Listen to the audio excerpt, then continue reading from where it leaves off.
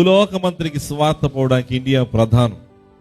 పైలోకి వచ్చిన బైబిల్ మిషన్ను ఎత్తి చూపించు అని చెప్తూ అయ్యగారు రాసిన మాటలు వినండి.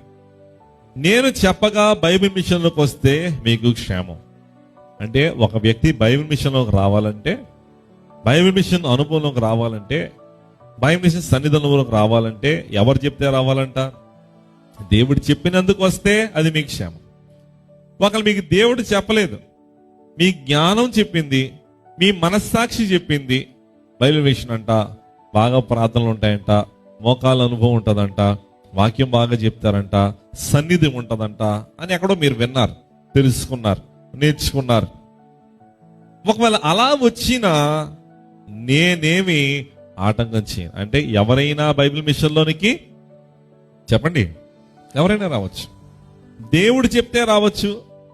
దేవుడు చెప్పకుండా మీ జ్ఞానాన్ని బట్టో, మీ మనస్సాక్షిని బట్టో ప్రేరేపణ కలిగి బైబిల్ మిషన్లోకి మీరు వచ్చారు. అయినా సరే దేవుడు అలాంటి వారిని ఏం ఆటంకం పెట్టడు.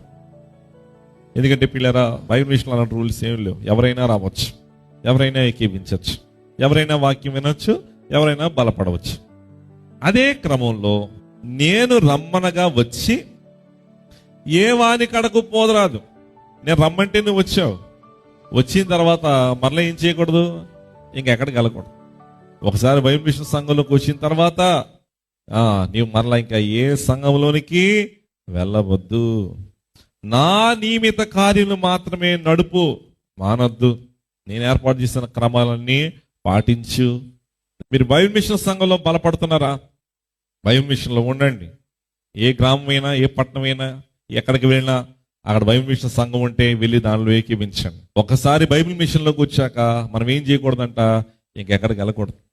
ఎందుకంటే బైబిల్ మిషన్ అనుభవం వేరు, బైబిల్ మిషన్ అంతస్తు వేరు, బైబిల్ మిషన్ బోధలు వేరు, సన్నిధి వేరు, ప్రార్థన వేరు.